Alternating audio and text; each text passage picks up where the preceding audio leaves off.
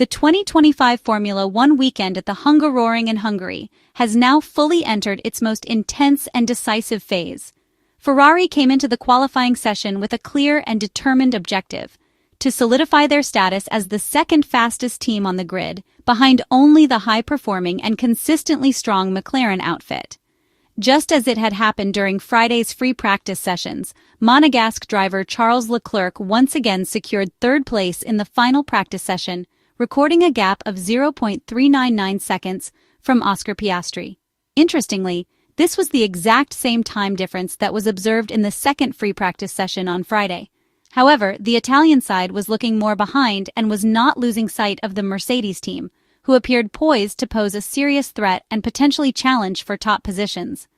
Let's now take a detailed look at how events unfolded for the two Ferrari drivers on Saturday afternoon in Budapest. Both of the Ferrari SF25 cars exited the garage and made their way onto the track for their first qualifying runs, fitted with the soft compound tires. At the start of Q1, the general track conditions were very similar to those observed earlier in the day during Free Practice 3. Charles Leclerc struggled to complete a particularly clean and tidy lap on his first run, whereas Lewis Hamilton managed to put together a more composed and well-structured lap time. Nevertheless, the familiar limitations with the Ferrari car remained evident.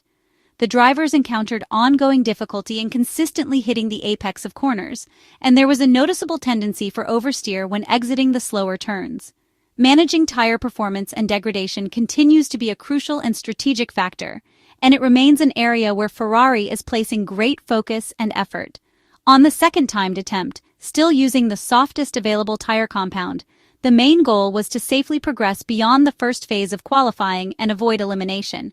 The pit lane quickly became congested, with several teams sending out their cars in rapid succession, as the clock continued to count down and the time window to set a valid lap began to narrow significantly. Meanwhile, the weather began to change. Clouds gathered over the circuit, blocking out the sun, which caused the track temperature to drop dramatically, falling by more than 10 degrees Celsius compared to earlier in the session. The two Ferrari drivers pushed hard in an attempt to bring the Pirelli soft tires into their optimal working range in as little time as possible. Charles Leclerc had a major scare with a significant error in the second sector of the circuit, nearly losing control of his SF25 at very high speed, which could have easily resulted in a spin. Nevertheless, the Monegasque driver managed to hold on to the car and completed his lap, placing fifth on the timesheets. Lewis Hamilton also progressed to Q2, although it was clear from his performance that the balance of the SF25 car and the way the tires were being activated remained far from optimal. Drivers eliminated from Q1 included Yuki Tsunoda, Pierre Gasly, Esteban Ocon, Nico Hülkenberg, and Alexander Albon. In the second qualifying segment, both Ferrari SF25 cars appeared increasingly unstable, giving Charles Leclerc and his teammate a general sensation of unpredictability and a lack of confidence in the car's handling behavior. Both drivers communicated over the team radio to the pit wall, emphasizing the urgent need to implement changes that could improve grip levels and restore a sense of control.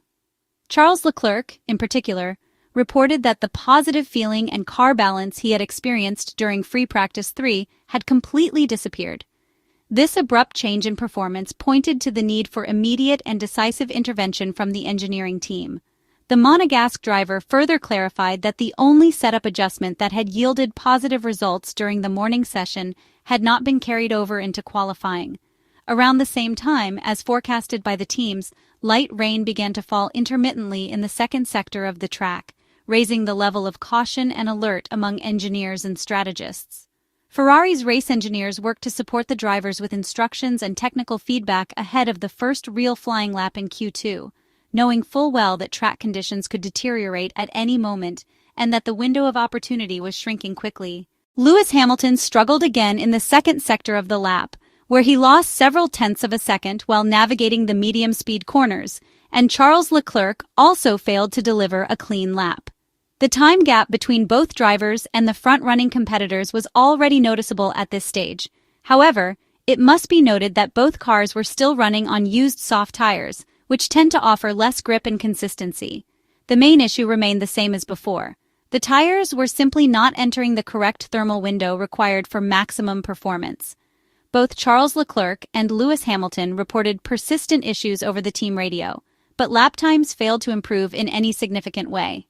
Following a brief stop in the garage, both drivers returned to the track equipped with a brand new set of soft compound tires. There was still a fair amount of traffic at pit exit, but the circuit surface had improved slightly by then, offering a bit more grip and stability. During their respective outlaps, both drivers proceeded cautiously through the initial sector, making sure not to overheat the tires too early. Once the timed laps began, Charles Leclerc drove more aggressively but experienced a moment of oversteer in the middle sector of the lap.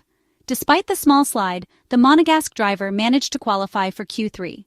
Lewis Hamilton, although more consistent and tidy in his driving, was unfortunately not fast enough to advance and was eliminated in 12th place. Other drivers who failed to move on to Q3 included Oliver Bearman, Carlos Sainz, Franco Colapinto, and Andrea Kimi Antonelli. Charles Leclerc was clearly not satisfied with his first attempt in Q3, and he expressed his frustration in no uncertain terms over the team radio, using direct and candid language to describe his lap. British driver Lewis Hamilton, equally unhappy with his session, returned to the pit lane and voiced his discontent by saying it was always the same story. At that point in qualifying, Charles Leclerc remained Ferrari's sole representative fighting at the front. Managing the used soft tires in these conditions was far from straightforward, but it was necessary in order to rebuild confidence and attempt to make incremental improvements in car behavior. During the lap, it was evident just how challenging it was for Charles Leclerc to keep his SF25 under control, especially in the more technical and complex corners of the Hungaroring. The car looked nervous, reactive, and required constant corrections and fine control from the driver. Just before attempting his final flying lap, Charles Leclerc asked his race engineer to consider revisiting the brake shaping settings, convinced that making a specific change would be beneficial. His engineer, Brian Bozzi, replied that they would evaluate the request and analyze the necessary data when the car returned to the pits. After a short exchange with his race engineer and a few minutes spent reviewing telemetry and sensor data, Ferrari car number 16 returned to the track for one last flying lap.